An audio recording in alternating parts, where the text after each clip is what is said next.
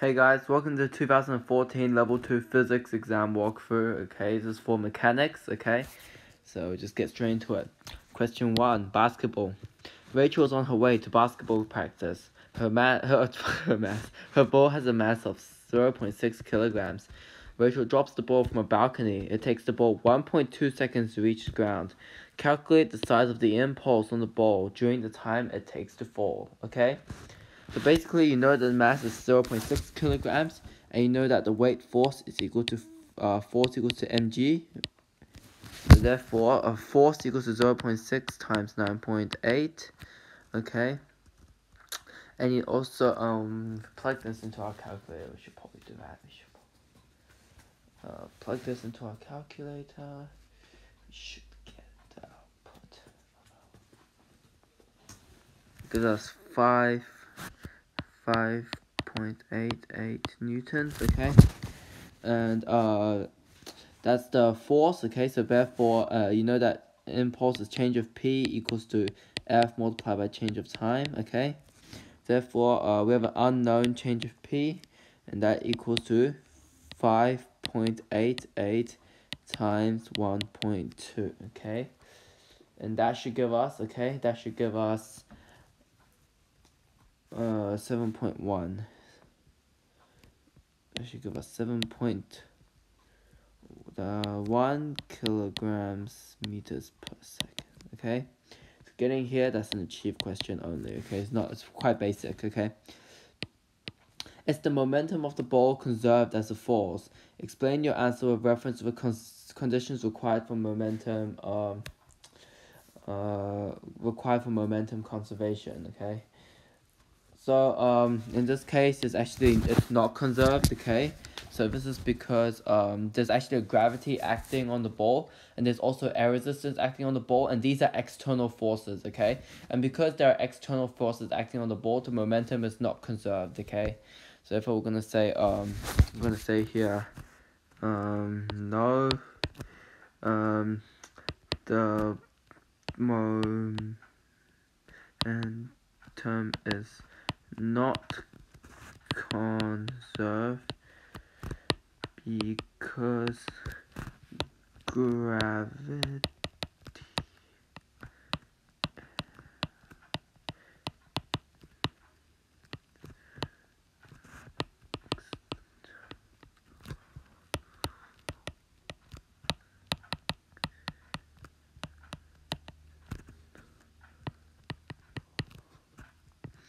and this provides this external force means there's no change and the momentum is not conserved.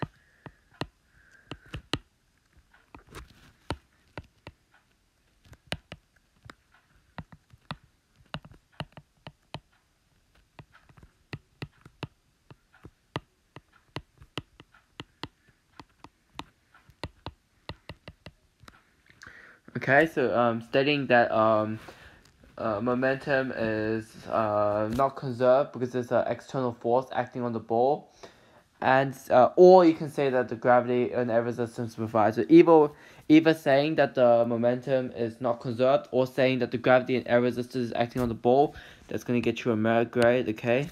To get an achieved grade, okay? So that's saying the momentum is not conserved, okay? So that's good. So basically, just saying the momentum is not conserved is will get you an achieved. Rachel throws the ball, so it has a vertical component of the velocity of 9 meters per second and a horizontal component of 12 meters per second, as shown in the diagram below. Okay, so state the size of the vertical component of velocity and the horizontal component of velocity when the ball reaches the highest point, okay? So basically, you know that when the ball is at the highest point, right, in the projectile motion, you know that the vertical velocity of the ball is 0 meters per second. The ball is not traveling up or it's not traveling down. It's stationary at the top there for a second. Then it's going to start accelerating downwards. So for that brief moment at the top of the flight, the vertical component will be 0 meters per second. Okay, so we're going to say vertical component equals to 0 meters per second. Okay, and then we're going to say an explanation. Okay, I'm going to say there is gravity acting on the ball, and this means that this slows the vertical velocity to 0 meters per second at the top of the flight. Okay, so basically saying that it will stop because the gravity is acting on the ball and just slows the ball to 0 meters per second at the top of the flight. Okay. The horizontal component, it will still be 12 meters per second, okay? The horizontal component will remain constant, okay? So at the start, it was 12 meters per second. So therefore, at the end, it will also be 12 meters per second, okay? So therefore, we're going to say horizontal component is 12 meters per second. Then we're going to give our direction as well. Okay, we're going to say it's acting, sorry, what direction was it? Okay, so it's acting to the right, okay? Give our directions, acting to the right, okay? Okay, have an explanation, okay? So we're going to say there are no external horizontal forces acting on there are no external horizontal forces acting on the ball, and this means because there is no unbalanced net force, the horizontal component will remain constant for the entire flight of the ball. Okay. So by stating both of these are correct, so by saying the vertical velocity is 0 meters per second and saying that it's because of the gravity acting downwards and slowing the ball to a stop, and you're saying the horizontal component is 12 meters per second to the right, and you're saying that's because there are no external forces acting on the ball, no external horizontal forces acting on the ball, and this means that the horizontal velocity will remain constant for the entire flight of the ball, okay? And this is because there's no unbalanced net force, and because F equals to ma, and the unbalanced net force is 0, that means there's no acceleration, and therefore, because there's no acceleration, the speed will remain constant, okay? So by getting both of these correct, you get a merit grade for both. You have to get both of these to get 1 merit grade, okay?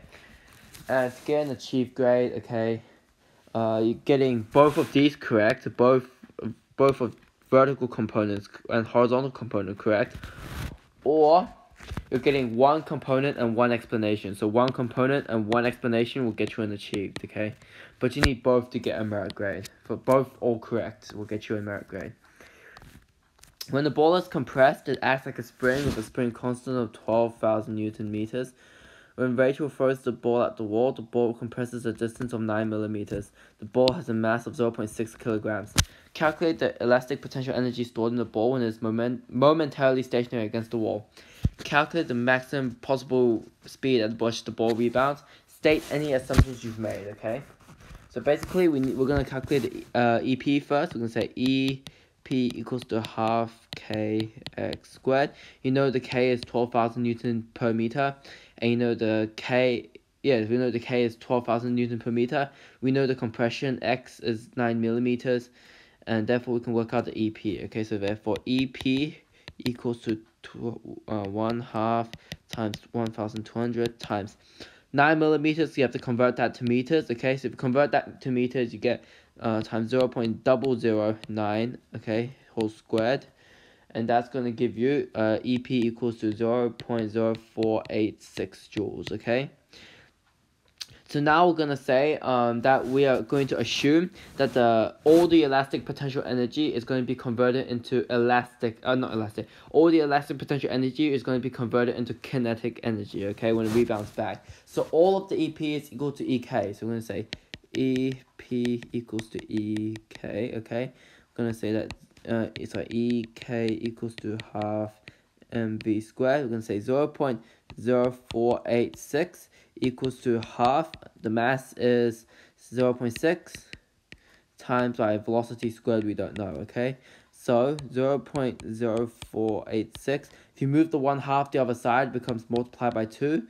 And multiply by 0.6 becomes divided by 0.6, and then that equals to v squared, okay? If you plug that into your calculator and you square root to, so you get square root of 0.0486 times 2 divided by 0.6 equals to v, and if you plug that into a calculator, you should get v equals to 0.4 meters per second, okay?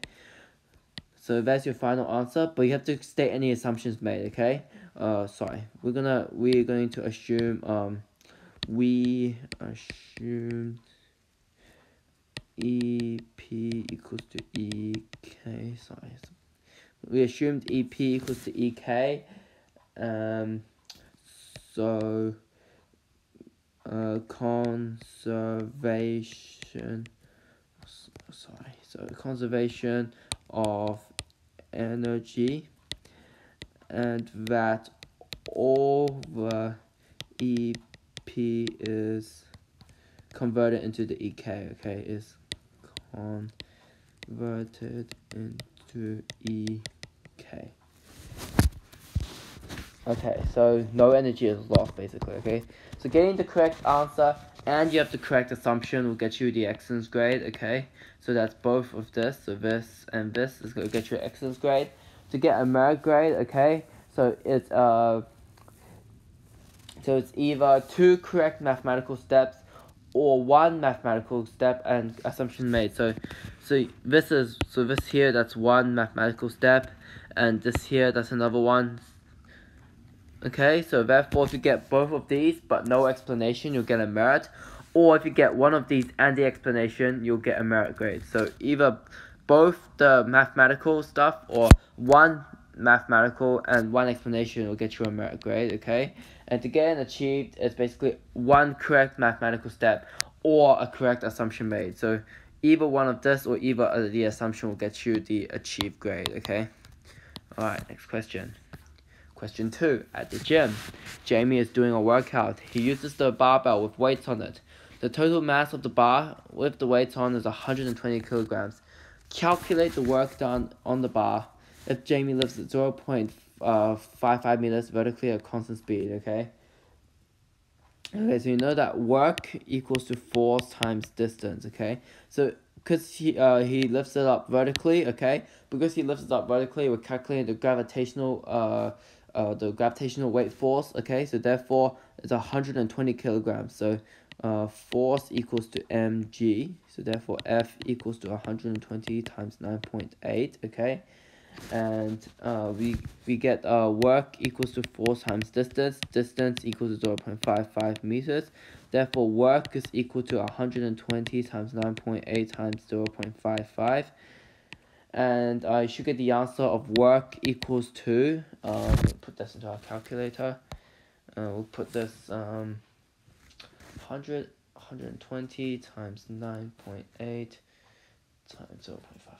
That gives you 646.8 joules. Okay, so getting this is just an achieved question, okay? So getting that will give you an achieved. Jamie puts the barbell on 2 supports and changes the weights on the bar. With no weights on one end and a 30 kilogram weight on the other end, the support force provided by the right hand support is 0. Draw labeled arrows on the diagram showing the forces on the bar. Use the concept of torque to calculate the weight of the bar. Assume it is a uniform bar, okay? So therefore, the weight force is acting down at the center, okay? Alright, so labeled arrows, okay? So we're going to use labeled arrows here. So we're gonna use better arrows, I'm going to say. Okay, so basically, okay? If this arrow is going to work for me. Okay, that's it. Okay. So you know there's the weight force of the bar acting down at the center of the bar, okay? So there's a 30 kilogram weight on one end and no weight on the other, right? Okay, so we're going to say that's the weight force of the bar, and the 30 kilogram and the 30 kilogram bar is acting downwards. It's acting. Oh, it's acting downwards. Okay, so this is F, G, and G. Okay, and now there's the support forces acting on the bar. So it's going to be an F of S here. The support, so the support on the left, it should be larger than the support on the right, because that's the end that the 30 kilogram weight is on. The 30 kilogram weight is on the left side, so therefore the left support will be supporting it more, so the left support is providing more upwards force than the right support, so that's S as well, I use the concept of torque to calculate the weight of the bar, so no weight on one end, 30 kilogram weight on the other end, and the support force provided by the right hand support is 0, so therefore, we can say that we can say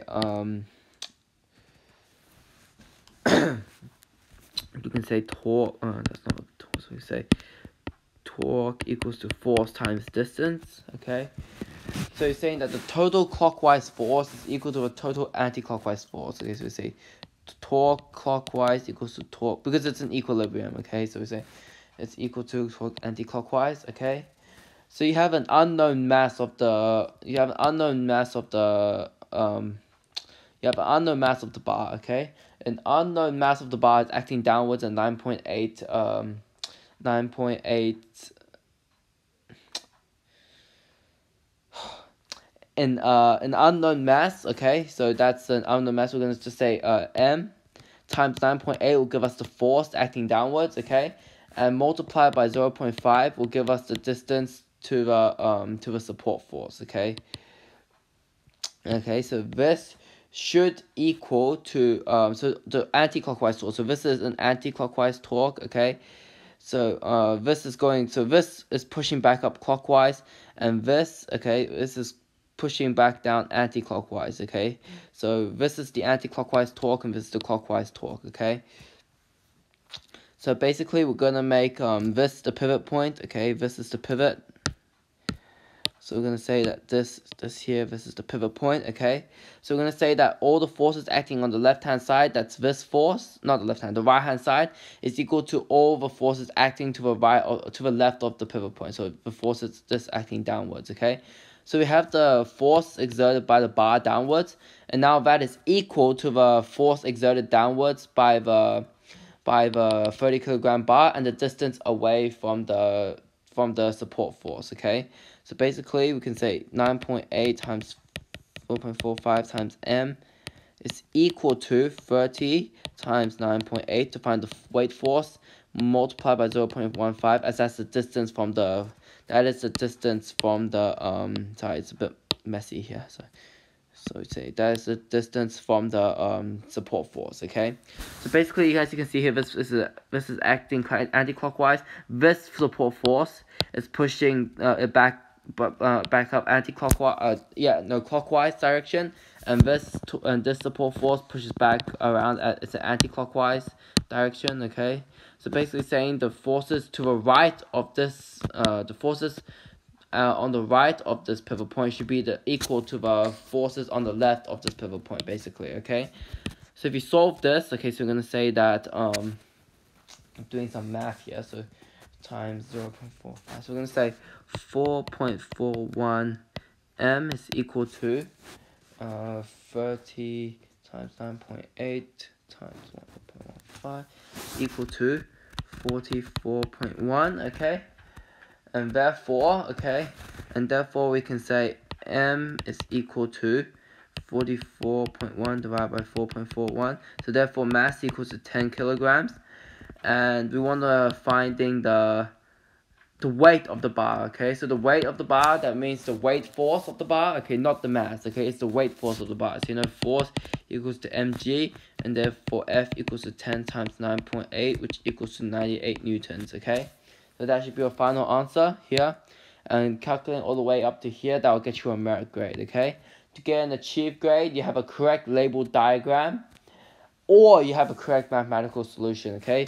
So either the arrows are correct, okay? So the arrows, or you have the mathematically correct, okay? That will get you an achieved, okay? So either one of these. Okay, so after doing some weights, Jamie goes across to the punch bag, which is a large bag hanging from a chain. The bag has a mass of 35 kilograms. Jamie pulls the bag horizontally using the rope tied to a ring at the top of the bag until the chain is at an angle of 30 degrees to the vertical, as shown in the diagram opposite, okay? Draw the three forces acting on the ring at the top of the bag. By drawing a vector addition diagram of the three forces acting on the ring at the top of the bag, determine the size of the tension force on the chain, okay? Okay, so basically, okay, see, so basically, there is a weight force of the bag that's acting downwards. Okay, we're gonna say there is a weight force from the bag. Okay, that's gonna be, sorry. It's not gonna be sensible for me, apparently. Okay, so you have a weight force of the bag acting downwards, okay? 35 kilograms acting downwards. Okay, you have the tension force of the chain, so that's the tension force here. Tension force of the chain, and then you have the then the force on this rope. Okay, there's a force on this rope acting in this direction, and okay, should look something like this. So now if we put this into a vector diagram, so you have chain acting in this direction, you have a weight force acting downwards, and you have the rope acting to the left. Okay, so basically it looks something like this. So we just label these forces. Okay, so I'm gonna say this is force of gravity. Okay, this is just tension force. We can say it's a T. We just say this is the force on rope. Okay. So basically that's just a labeled vector diagram. Okay, so that should I have no idea what that gives you because the mark schedule does not tell me. Just gonna assume that's an achieved question because I don't think this would be a merit question. Okay, we'll just assume this is an achieved question for now, okay? So you also have to determine the weight force, not the weight force, the tension force acting on the chain, okay? Okay, so basically, okay, so you have, this is a right angle triangle, so you have this, so you have, draw this line here, that's a right angle triangle, okay? So therefore, okay, so we're gonna trying to find the force on the chain, okay? So therefore, we have opposite, and we have right. So okay, so as you can see, this is equal to force of rope here, and then this is Fg here, okay? So this is Fg here, and this is the rope, F rope is here, okay? So therefore, we have Fg. Fg is basically 35 times 9.8. It should give us the Fg, okay? So Fg is involved, and then the tension force on the chain is involved, okay? So opposite, so adjacent here, opposite here, hypotenuse here. So adjacent and hypotenuse, okay? So the cos rule involves both of these, so you can say cos 30 equals to A over H. Cos 30 equals, you know A is Fg, so equals to 35 times 9.8 divided by tension force, okay?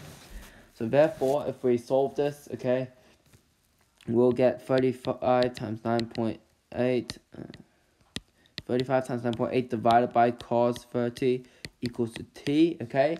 And if we plug this into a calculator, we should be giving us, oh, doing the calculator, so 35 times 9.8, and we're going to divide by cos 30. Gives us exactly, gives us T equals to 396 newtons, okay? Okay, so getting this correct calculation, and correct forces drawn will get you a merit. So both of these are correct will get you a merit, okay? So correct forces or mathematical solution. So either this or either this will get you an achieved. So either one of them, okay, will get you an achieved. Okay, so Jamie punches the bag horizontally. He then puts on a glove with thick padding and punches the bag again with the same velocity. Discuss the difference between the two punches in terms of the stopping time of his fist, the force in the bag, okay? State any assumptions you made, okay? Okay, so therefore, when he punches the bag, with a thick, depending which one would be more.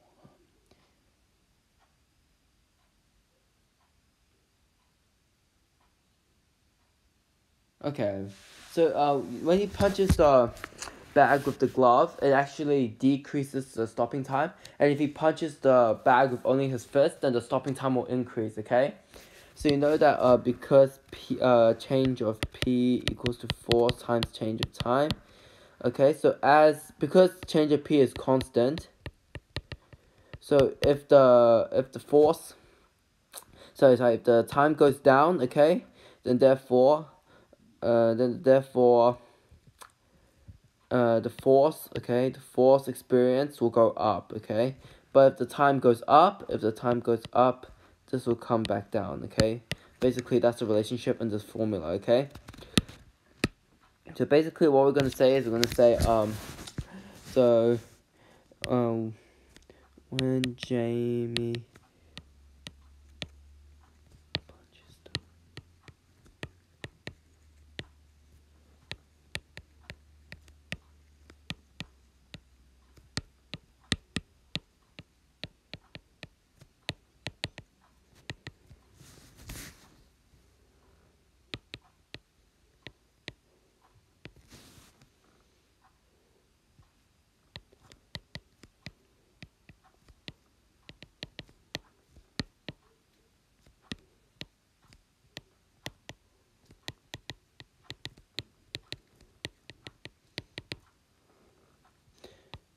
we're going to say that the change in momentum is the same, okay? So no matter if he punches with the fist or... It doesn't matter if he punches with the fist or the glove, the change in momentum will be the same, okay? Because the change in...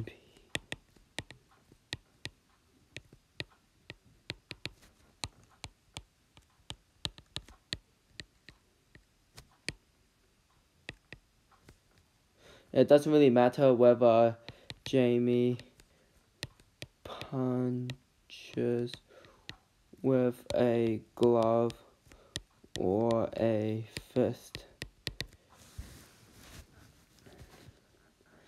Okay, so because it doesn't really matter if it doesn't, we're gonna assume, so it says any assumptions you make, okay? We will assume we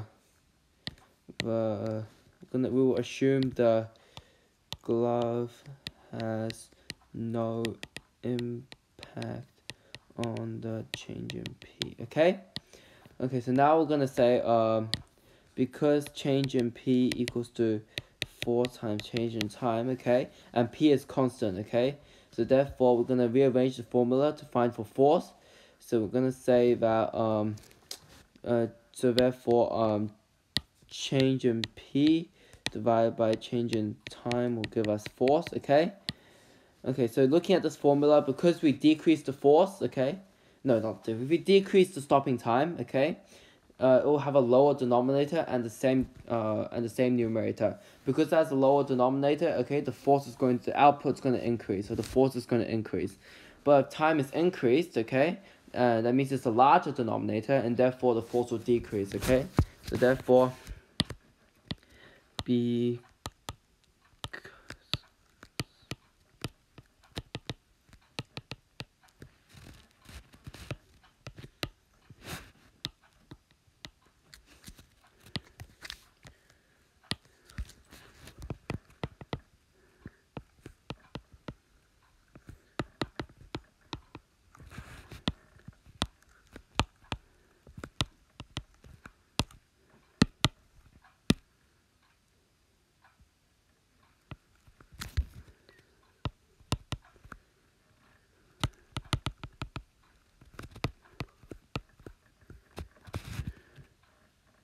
Oh no, it's decreased. Shit. Sorry, the stopping time is decreased. Sorry. What am I doing? Jesus. Sorry. Okay, because divided by lower than no. The stopping time for the glove. No, English. I had it right the first time. Sorry. Far out. Ah, I'm stupid. Divided by a higher denominator. Right. Okay.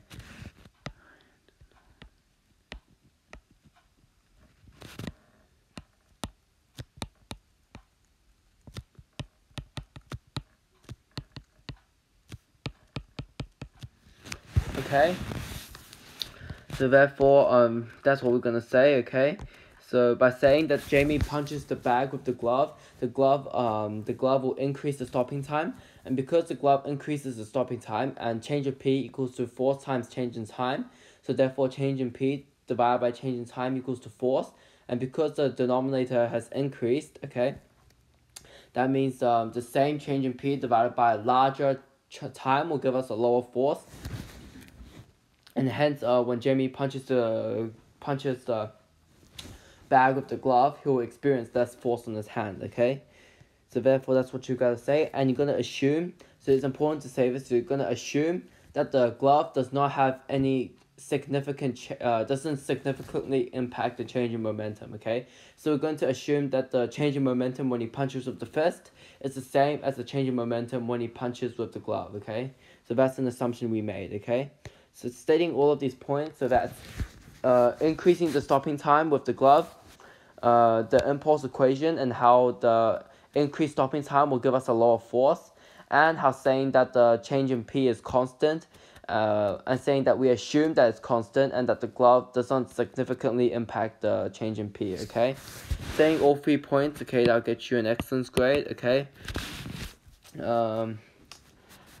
So to get a merit grade, you're linking 2 of these points, so 2 of what I just said will get you a merit grade, okay? And to get an achieved grade, you're only linking 1, okay? So 1 point of of the 3 points I just mentioned will get you an achieved grade, okay?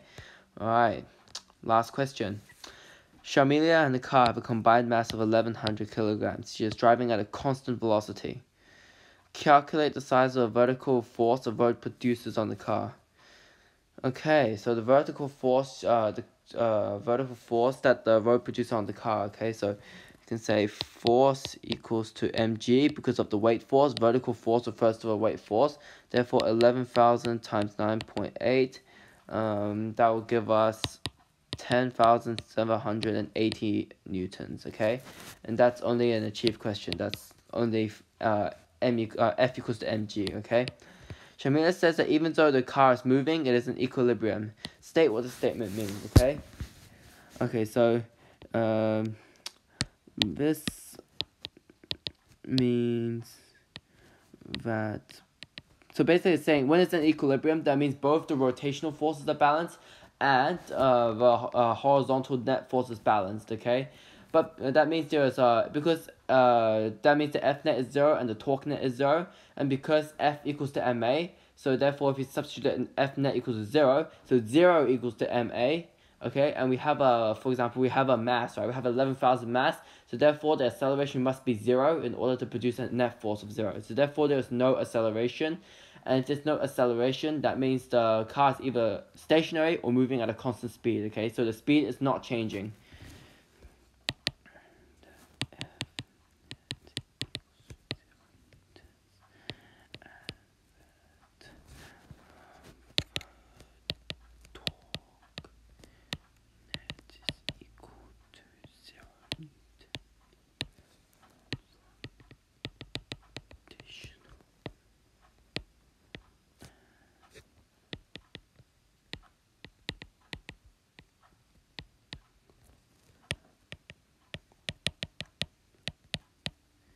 Okay, we're gonna say that, okay, because this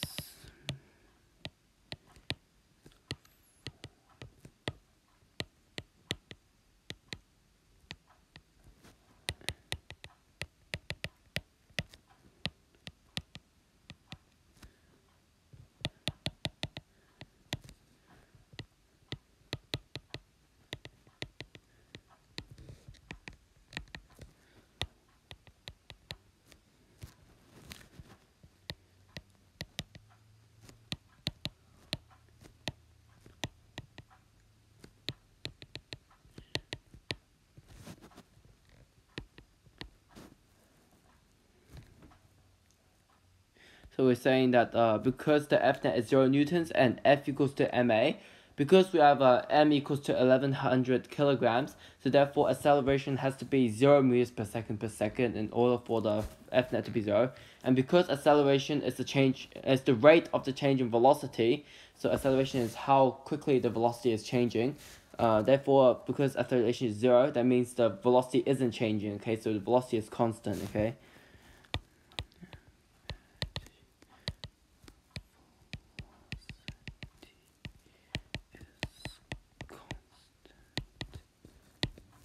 Because Samira says that even though cars is moving, so therefore, because her car is still moving, that means she must be moving at a constant speed.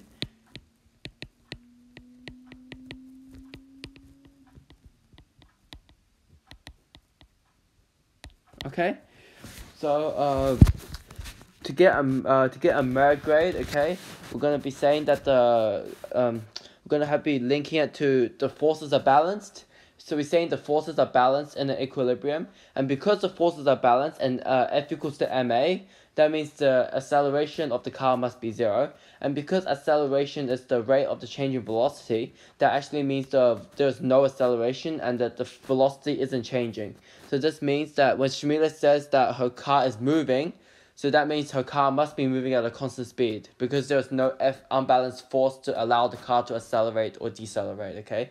So in order for the car to experience an acceleration, there has to be an unbalanced net force acting on the car, or else if the F net is 0, then there will just be no acceleration, okay? A short time later, Shumilia's car accelerates from a speed of 2 meters per second to a speed of 22 meters per second, covering a distance of 72 meters. Calculate the size of the average net force on the car while it accelerates, okay? So therefore, we have the initial velocity. So initial velocity, we know it's 2 meters per second, okay? And it accelerates to 22 meters per second, so acceleration, sure. So final velocity equals to 22 meters per second, okay? And we know that she covers a distance of 72 meters, okay? So you know that F equals to ma, right? We know the mass, okay? The mass is 1100 kilograms, okay? We know that, okay? So now all we need to know is the acceleration. We're trying to find the acceleration in order to find the force, okay? So therefore, we don't know the acceleration. We're trying to find the acceleration. So what has VI, VF, distance, and an unknown acceleration? So if you look on your formula sheet, you should see this equation. So VF squared equals to VI squared plus 2AD, okay? So we're trying to find the acceleration we don't know, okay? So VF squared, so that's 22 squared equals to 2 squared plus 2 times 72 times A, which is the acceleration. 22 squared is 22 squared. Oh, come on. 22 squared is 484 equals to 4 plus 2 times, 2 times 72 plus 144a. Move the 4 to the other side, so 480 equals to 444a. Okay, so then you can find that the acceleration should be 480 divided by 144. That should give us 300, not 300. The acceleration should equal to 3.33 ms minus 2, okay? So now we found the acceleration, and now we need to find the force, which is really easy. We just substitute mass, and then we substitute acceleration to find the force.